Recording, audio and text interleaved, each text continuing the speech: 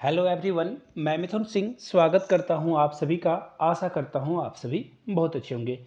SSC CHSL का notification आ चुका है। इसे कौन अप्लाई कर सकता है, सिलेबस क्या रहेगा, एग्ज़ाम पैटर्न क्या होगा, मार्किंग जो है वो नेगेटिव होगी या पॉजिटिव होगी, इसे इस फॉर्म को भरने के लिए क्वालिफिकेशन क्या चाहिए, एज क्या होना चाहिए, सैलरी कितनी मिलती है, पूरी जानकारी आपको इस वीडियो में मिल जाएगी। तो चलिए शुरू करते हैं इस वीडियो को। सबसे पहले मैं बता दूं, किसी तरह की जानकारी पाने के लिए आपको सीधा सीधा कहाँ पहुंचना है। यहाँ पे आपको देखिए वेबसाइट दिख रहा होगा https://ssc.nic.in पे सारी जानकारी यहीं से मिलेगी। किसी और सोर्स पे भरोसा करने की ज़रूरत नहीं है। चाहे एडमिट कार्ड हो, रिजल्ट हो, सारी जानकारी आपको यहाँ से मिलेगी। ये हुई पहली बात। सबसे पहले कुछ जरूरी डेटा देख लेते हैं, उसके बाद हम लोग आगे बढ़ेंगे और एक एक प्रश्न को जानने की कोशिश करेंगे। जिन्होंने अप्लाई नहीं किया है वो 9 मई से अप्लाई कर सकते हैं 8 जून तक। तो आपके पास सफिशिएंट टाइम दिया गया है, तो इसे मौके को गंवाना नहीं है, अप्लाई कर दीजिए। लास्ट डेट जो है वो 8 तक रहेगी और ऑनलाइन पेमेंट वगैरह के लिए आपको 1-2 दिन का वक्त दिया जाएगा और एग्ज़ाम जो है वो अगस्त में कंडक्ट कराया जाएगा। ये तो हुई मोटा मोटी बात है जो कि आपने नोटिफिकेशन से पढ़ रखा है। अब देखिए सीएचएसएल का फुल फॉर्म आपको यहाँ पे दिख रहा होगा। फुल फॉर्म क्या है इसका?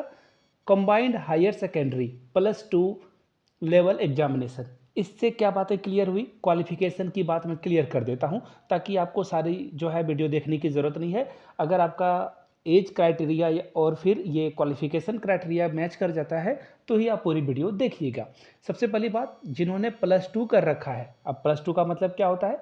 इंटर कर रखा है जिन्होंने, इंटरमीडिएट, यानी कि वो हो सकता है कि आर्ट्स से हो, कॉमर्स से हो या साइंस से हो, कोई फ़र्क नहीं पड़ता। आप इस फॉर्म को अप्लाई कर सकते हो, देयर इज़ नो प्रॉब्लम, आप इसे अप्लाई कर पाओगे। पहली बात। दूसरी बात, क्वालिफिकेशन के लिए 50% जो है वो यहाँ पे मिनिमम रखी गई है, तो इस बात का ध्यान रखिएगा। अगर आपकी कैटेगरी SC ST है या फिर OBC है या PWD है, यानी कि फिजिकली हैंडीकैप्ड, तो उसमें आपको छूट दे दी जाएगी। तो इन चीज़ों का ध्यान रखिएगा आप। बाय द वे, कोई अगर आपका डाउट रहता हो ना तो नीचे कमेंट सेक्शन में पूछ लीजिएगा। पूछने से याद आया, मैं आपसे भी एक प्रश्न पूछ लेता हूँ। x⁻0 की वैल्यू क्या होती है? क्लास 7 में आपने इस प्रश्न को पढ़ा था। नीचे कमेंट करके सारे लोग इसका आंसर कीजिएगा। तो चलिए आगे बढ़ते हैं और बात करते हैं CHSL में आपको कौन कौन सी पोस्ट देखने को मिलती है। तो देखिए, इसमें आपको 3 पोस्ट देखने को मिलेगी। पहला पोस्ट क्या है वो एक एक करके जानेंगे। पहला पोस्ट है DEO। जी हाँ, DEO यानी कि डेटा एंट्री ऑपरेटर, ये मिलेगा पहला। दूसरा पोस्ट इसमें आपको मिलेगा वो है LDC, lower division clerk. Clear है? तीसरा पोस्ट जो मिलेगा दोस्तों आपको, वो मिलेगा पोस्टल असिस्टेंट का। पोस्टल असिस्टेंट का। तो अगर आप CHSL में सिलेक्ट होते हो तो ये 3 पोस्ट आपको मिलेंगे। इसके फुल फॉर्म भी मैंने आपको बता दिए। कोशिश करना कि आपकी जो सिलेक्शन है वो सबसे ज़्यादा यहाँ पे होती है। उसके बाद एक्चुअली सैलरी यहाँ पे ज़्यादा मिलती है और LDC की सैलरी थोड़ी कम मिलती है। तो इस बात का खास ख्याल रखिएगा आप। तो फिलहाल मैं आपको आगे लिए चलता हूँ और जानकारी आपको मैं क्लियर करके बताता हूँ। अब देखिए, एज क्राइटेरिया की अगर मैं बात करूँ तो एज आपका जो है 18 से लेकर कितनी होनी चाहिए? 27 साल तक होनी चाहिए। 18 से कितनी होनी चाहिए? 27 साल तक अगर आप हो तो आप इसे अप्लाई कर सकते हो। अब बात आती है OBC कैटेगरी से अगर आप आते हो। ये तो मैंने जनरल कैटेगरी की बात की, 18 से 27। अगर किन्हीं का OBC कैटेगरी है तो उनको 3 साल की एक्स्ट्रा छूट मिलेगी, यानी कि वो 30 साल तक इस फॉर्म को अप्लाई कर पाएंगे। कौन? OBC वाले।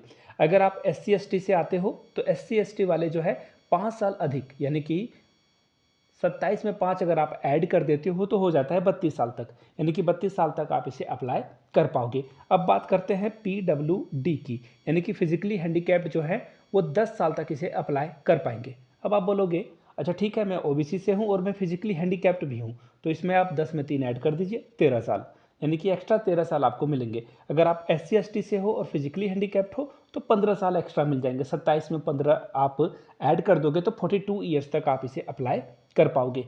आई होप कि एज क्राइटेरिया को लेकर अब आपका कोई भी मसला नहीं रह गया होगा, सारी बातें क्लियर हो गई होगी। चलिए अब बात कर लेते हैं सैलरी की और सिलेबस की भी जानकारी देंगे। सबसे पहले गांधी जी के बारे में बात कर लेते हैं, सैलरी के बारे में बात कर लेते हैं। देखिए, सैलरी की अगर मैं बात करूं, मैंने आपको 3 पोस्ट बताया था ना। पहला पोस्ट क्या बताया था? DEO, यानी कि देखिए, पहला पोस्ट DEO है, फुल फॉर्म भी बताएंगे फिर से एक बार, LDC।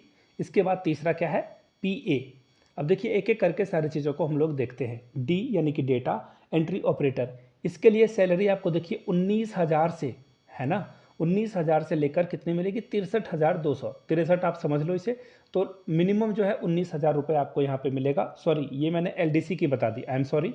19,000 जो है वो एलडीसी की है। अब बात करते हैं डेटा एंट्री ऑपरेटर की, तो इसकी जो सैलरी है 25,000 जो है 500, 25,000 ही से आप मान लो, से लेकर जाएगी यहाँ कहाँ तक, 93,300 रुपये तक।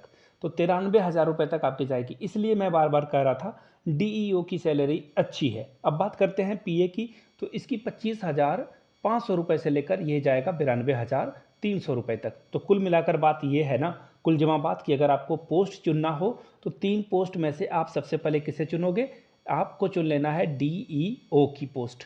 पहली पोस्ट प्रेफरेंस में ये होनी चाहिए, दूसरी आपकी क्या होनी चाहिए, पीए, और तीसरा पोस्ट क्या होना चाहिए, उसका नाम है एलडीसी। चलिए कोई भी मिल जाए फिलहाल, पहले एग्जाम में अगर आपका ये तीनों में से कुछ भी मिलता है तो विन विन सिचुएशन है। अब बात करते हैं सिलेबस की। सिलेबस देखिए 3 भागों में डिवाइडेड है। तो सबसे पहला जो पार्ट है वो में हम लोग देख लेंगे और जानकारी इसे ले लेंगे। चलिए देखते हैं सिलेबस कहाँ है, मैं आपको देख लेता हूँ।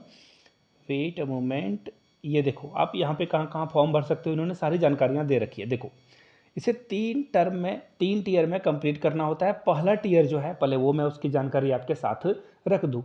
इंग्लिश लैंग्वेज आपसे पूछा जाएगा, जनरल अवेयरनेस यानी कि जनरल इंटेलिजेंस, इसके अलावा बेसिक अर्थमेटिक स्किल यानी कि मैथमेटिक्स यहाँ से आपसे पूछ लिया जाएगा। जनरल अवेयरनेस यानी कि यहाँ पे करंट अफेयर्स भी होगा और जीके भी होगा।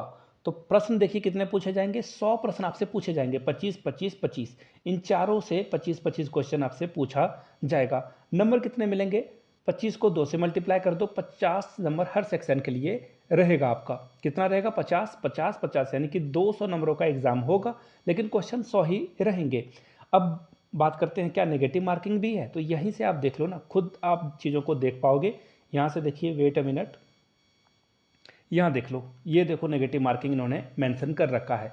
यानी कि एक क्वेश्चन अगर आपने गलत किया ना तो आधा नंबर आपका कट जाएगा, यानी कि -0.50 की नेगेटिव मार्किंग होगी। अगर आप इसी तरह से अच्छे से एग्जाम देते हो तो हर क्वेश्चन के लिए आपको 2 मार्क्स दिए जाएंगे। आई होप कि ये बातें क्लियर हो गई होगी।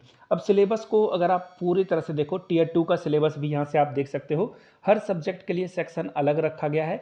ऐसे आपको लिखना है, मैथमेटिक्स के एग्जाम देने हैं, रीजनिंग के एग्जाम देने हैं। देखिए ये टीयर 2 की बात हो रही है यहाँ पे।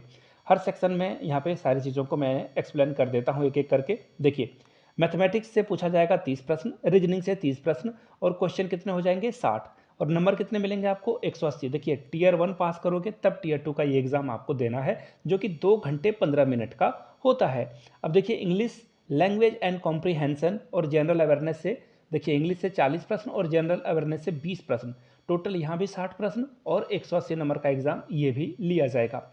अब देखिए कंप्यूटर, ये तीनों जो है 2 घंटे 15 मिनट में आपको कंप्लीट करने हैं। कंप्यूटर नॉलेज 15 नंबर का पूछा जाएगा, 45 नंबर टोटल ओवरऑल रहेंगे।